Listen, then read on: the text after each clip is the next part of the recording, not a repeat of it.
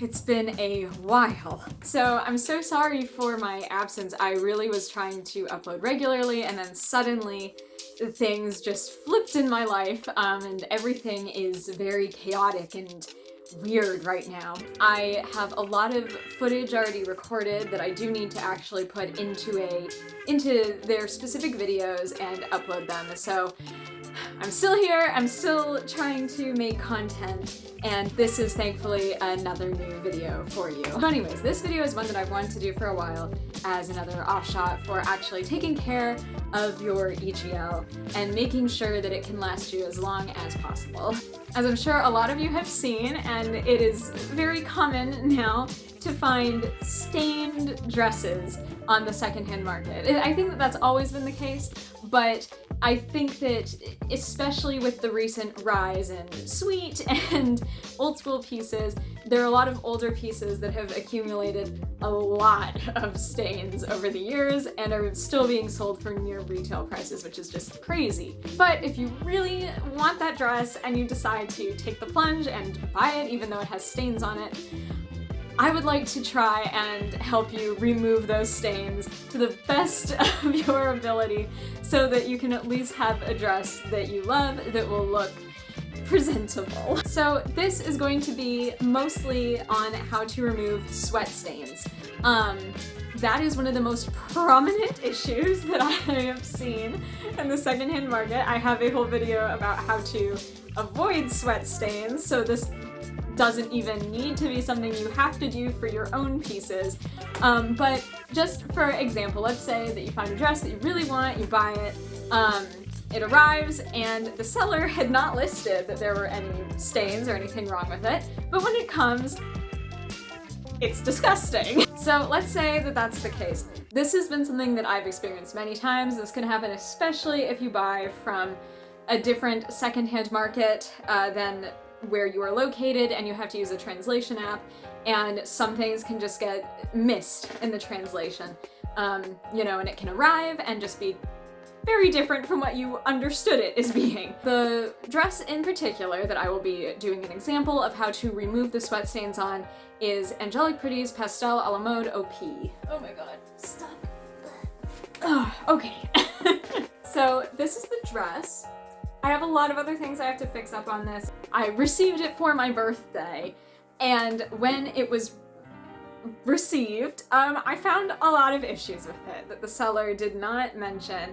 Very upsetting. One of the main issues that it had that was just unacceptable to me was the fact that it had very severe ring around the collar. So all around the collar of this OP, it was just like straight up yellow. It was awful. I will insert some photos here of the actual previous damage because now on this it's all out. But it was just like, wow. I mostly only own cotton. It is also one of the fabrics that sweat stains develop the most easily on and is incredibly hard to get out compared to a lot of other fabrics.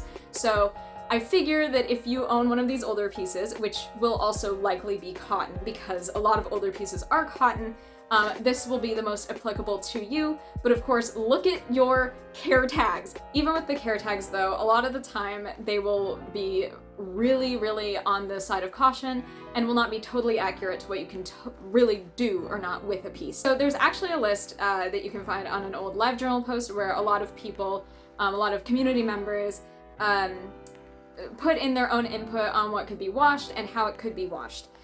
So that seems to be more accurate a lot of the time than the care tags. So see if the dress that you're attempting to fix is on there before you do anything. So without further ado, here is some footage and some very standard, I guess, instructions for how you can go about attempting to remove set-in sweat stains. So here is the dress already turned inside out, so you can see where the yellowing is on the collar. You can't see it very well in this lighting, but trust me, as you can see from those pictures, it is definitely there. As you can see on the tub that I have there for all of my hand washing, I have a towel that's already located around the edge of it, so that way I can just get the stain removing agents on the collar, won't get it on the rest of the dress. Now, these are the different things that I'm going to use on this step-by-step process. So we have Dawn, we have a pair of nylon stockings, we have hydrogen peroxide, and then there's also distilled vinegar. You don't really always need that, but I use it. And then finally, detergent. So I'm going to start out with Dawn. This is going to help to remove any kinds of oils or grease because it's a dish detergent that are binding any kinds of minerals to the color to make it yellow. So we're going to start with that. And then after that, I'm going to start to scrub it in using the pair of nylon stockings just to really work it in there.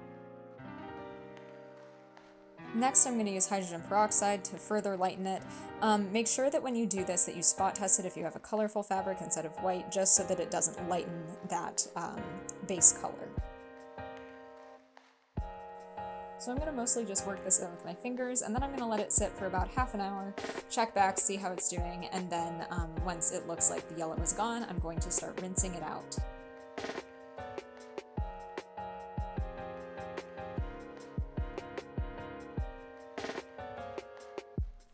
Next, I'm going to start filling the tub with water so that way I can wash the whole dress. So I'm going to put some vinegar in, and then I'm also going to put in some detergent. The vinegar isn't always necessary, it's mainly just to make sure it doesn't bleed. Then there's also going to be some dish detergent that goes in there as well, just in case I missed any more grease on the dress, because who knows at this point, really. Last thing you can see me adding in there is some color catchers, just because it's a partially red dress, I don't want to take any chances. Then you just swish the dress around in there, don't treat it too rough, obviously, but just make sure that it gets nice and clean. So this is the end result. Don't know if you can see, let's see here. Put it like that, yeah. So this is the end result. As you can see, looks very nice and white and crisp and lovely.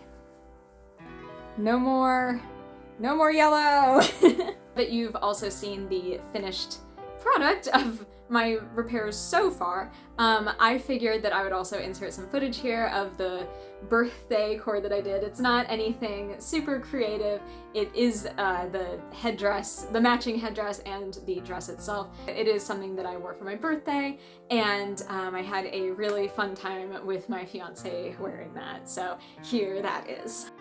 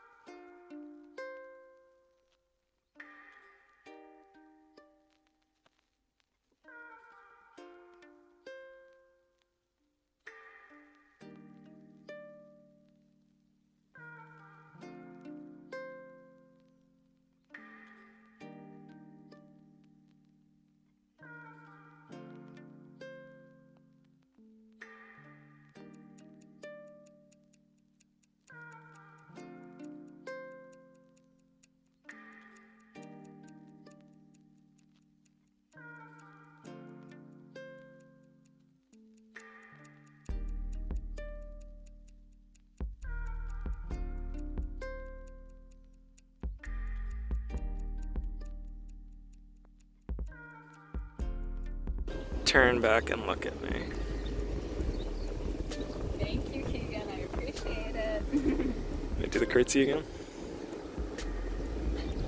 There you go. It is an absolutely gorgeous dress. It's an old screen print from AP, so I really wanted to film something and just put in a little bit of footage of the dress in action because it is just, I love it. It's really, really lovely. So anyway, I hope that that was helpful to some of you. I know that trying to remove stains of any kind and using weird chemical combinations it's very intimidating, especially if it's a dress that you've never done it on before and there's absolutely there's no input from other community members on if it bleeds, on if it fades with baking soda or anything like that. It's very scary. So remember to always spot test before you do it. Remember to be very watchful over what you are doing, and chances are things will work out in your favor. Thank you again so much for watching. Remember to subscribe and like this video if you did indeed enjoy it. Thank you again, and I hope that you have a great day, and I will see you later. Bye!